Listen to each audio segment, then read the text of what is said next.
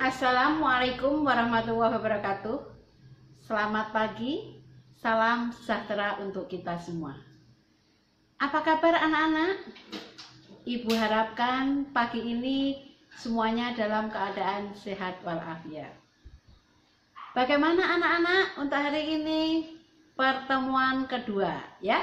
Kemarin kita sudah berkenalan melalui Google Meet ya, dari kelas 7A sampai kelas 7G. Tentu kalian sudah kenal semua dengan nama ibu kan? Tidak perlu ibu sebutkan kembali. Siapa yang masih ingat? Bagus ya. 7F ya, ingat ya, Ibu Wuryaningsih. Karena kebetulan ibu ada tugas tambahan sebagai wali kelas 7F ya.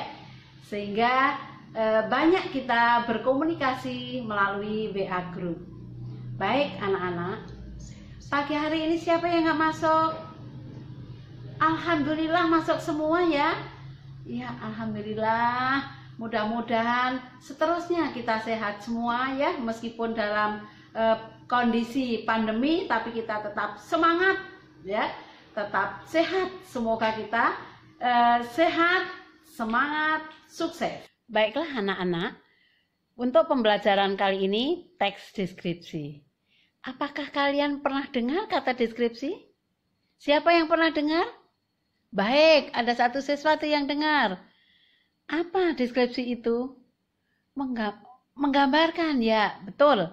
Boleh menggambarkan. Apa yang digambarkan? Oh, boleh tentang wisata. Kalian pernah jalan-jalan? Ya, kemana? Pantai. Ya, baik, itulah yang dikatakan deskripsi. Nah, deskripsi kali ini mengambil kompetensi dasar 3.1. 3.1 itu maksudnya bagian apa? Seperti yang Ibu jelaskan pada MPLS, bahwa 3.1 itu tentang pengetahuan. Ya, jadi nanti Ibu akan mengambil nilai tentang pengetahuan. Nah, saat ini apa pengetahuannya? Mengidentifikasi teks deskripsi tentang objek wisata boleh, tempat bersejarah boleh, ya, ataupun benda. Kemudian yang kedua tentang 4.1. 4.1 itu apa? Keterampilan. Bagus ya. Keterampilan nanti akan diambil nilainya itu langsung praktik ya. Praktik menjawab ya pertanyaan, kemudian dikembangkan dalam bentuk paragraf teks deskripsi. Adapun tujuan pembelajaran mengidentifikasi jenis, ciri umum, dan menentukan isi teks deskripsi tentang sekolah, tempat wisata, tempat bersejarah, atau suasana pentas seni daerah dan kain tradisional yang didengar dan dibaca. Untuk selanjutnya, sampailah pada slide yang berjudul Ayo Menebak. Nah, untuk itu Ibu akan memberikan pertanyaan untuk memancing kalian supaya kalian lebih aktif lagi. Pertanyaannya adalah, pernahkah kalian mendengar suatu tempat wisata yang terkenal di Indonesia, bahkan di dunia? Adakah? Yang kedua, tempat ini berupa kuil peninggalan Buddha yang dibangun oleh keluarga Sailendra. Yuk, baiklah. Dengan dua pertanyaan ini, siapa yang bisa menebak? Mana? Pantai Kuta? Bukan. Tanah Lot? Bukan. Ayo, Prambanan? Bukan juga. Wah, ada siapa yang bisa? Ada suara nih Ibu dengar? Borobudur? Bagus sekali. Ya, tepat ya. Kata kuncinya mana? Karena terkenal di dunia. Kemudian berupa kuil untuk peninggalan Buddha dan yang jelas dibangun oleh keluarga Sailendra. Tentu kalian berarti bagus sejarahnya. Nah, baiklah untuk selanjutnya ya, tepat yang kalian sampaikan ini tentang Borobudur. Baiklah Ibu bacakan paragrafnya. Candi Borobudur adalah candi Buddha yang paling besar dan mewah yang ada di Indonesia. Bentuk daripada candi ini nampak seperti piramida, bangun limas atau segi empat. Candi ini mempunyai banyak relief dan juga stupa. Karena kemegahan dan ukuran candi membuat pesona candi bak seperti gunung yang menjulang tinggi. Bahkan dari arah kejauhan telah nampak dengan jelas akan pesona dari candi ini.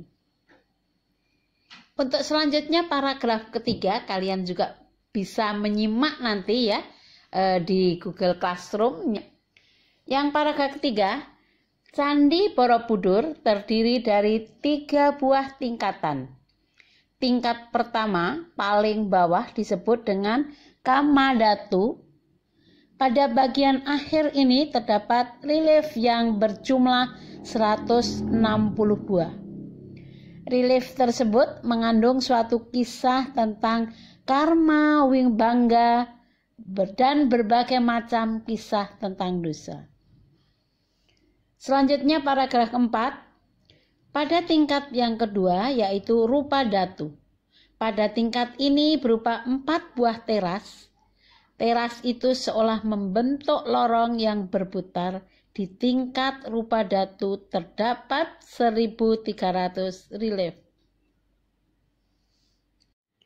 Baiklah anak-anak, untuk selanjutnya kita sampai pada slide yang berjudul Tahukah Kamu? Nah, tahukah kamu ini berupa 5 pertanyaan berkaitan dengan wacana yang Ibu sampaikan di slide sebelumnya. Ya, yang pertama, apa judul yang tepat untuk bacaan tersebut? Kedua, bagaimana bentuknya? Yang ketiga, apa yang memesona dari bangunan bersejarah ini? Keempat, berapa tingkatkah bangunan ini? Apa makna relief yang terdapat pada bagian Kamadhatu ini? Kelima, apakah yang disebut rupa datu? Nah, nanti jawabannya silakan kalian menuliskan di kolom komentar yang ada di Google Classroom. Nah, setelah kalian membahas tentang wacana yang ada dalam teks Borobudur, kita sampailah pada menulis teks deskripsi. Bagaimana kalian untuk menulis teks deskripsi ini? Ada caranya. Yang pertama, amati apa yang pertama dilihat dari gambar tersebut. Misalnya, kalian menentukan objeknya, apa yang akan kalian amati. Ya, misalnya kita amati tentang kucing. Pertama kali kalian lihat apa? Ya, nah mungkin bulunya, mungkin matanya, hidung, dan lain sebagainya. Kemudian yang kedua, apa makanan kesukaannya secara umum? Maksudnya, kucing itu secara umum makanannya apa? Mungkin ada yang secara khusus juga. Yang ketiga, kenali tingkah laku yang umum pada hewan lucu ini. Tentu, karena binatang yang dekat ya dengan kita, kalian tentu mengenali bagaimana tingkah laku ya dia tersebut. Ya, mungkin manjalah, mungkin juga sukanya menggaruk-garuk bulunya, atau mungkin juga ngikutin pada saat kamu makan dan lain sebagainya. Baiklah ya, dari tadi tiga bagian tadi bisa kita ya jabarkan atau kembangkan menjadi sebuah teks deskripsi. Nah ini ya, apa tadi kira-kira judulnya yang tepat? Nanti silakan kalian ya sampaikan siapa yang bisa. Ibu bacakan dulu seperti yang Ibu sampaikan tadi. ya yang akan dideskripsikan tentang hewan. Hewan ini bernama pingo. Ya, langsung saja Ibu bacakan paragraf pertama. Ini adalah pingo, kucing kesayanganku. Ia blasteran kucing Persia. Pingo bermata biru, besar dan bulat. Mulut dan hidungnya mungil sehingga dia tampak menggemaskan. Bulunya tebal, lembut, berwarna putih dan coklat keemasan. Telinganya runcing dan lucu. Paragraf kedua tentang makanan kesukaannya, Ibu bacakan. Pingo menyukai makanan khusus, kucing dan makanan kucing pada umumnya. Ia paling suka ikan asin. Selain makanan kucing bermerek, minumannya air biasa. Tetapi setiap pagi Pingo selalu minum susu sehingga selalu sehat. Paragraf ketiga tentang karakternya ya. Pingo sangat atraktif, senang bermain denganku. Jika aku pulang sekolah, ia pasti sudah berada di depan pintu lalu menyambutku dengan suara yang melengking manja. Aku selalu mengajaknya bercerita tentang apa yang terjadi setiap hari. Pingo akan menatapku dengan serius seolah-olah ia mengerti apa yang aku katakan. Aku sangat sayang Pingo. Nah, slide ini berkaitan dengan slide berikut sebelumnya ya, tentang pertanyaan apa kira-kira judul yang cocok untuk teks tersebut. Siapa yang bisa? Kucing kesayanganku boleh. Mengapa kalian menentukan judul itu? Oh iya, ada kata kuncinya ya, kucing kesayangan. Baiklah anak-anak, setelah kita mendeskripsikan Borobudur ya, tempat bersejarah, kemudian mendeskripsikan kucing kesayanganku, untuk selanjutnya kita sampailah pada latihan ya. Coba nanti tebak ya, tentu kalian sebagai siswa baru ya, benda ini sangat dekat sekali denganmu. Coba kira-kira apa kalau menjadi siswa baru itu? Apa benda utama yang digunakan untuk sekolah?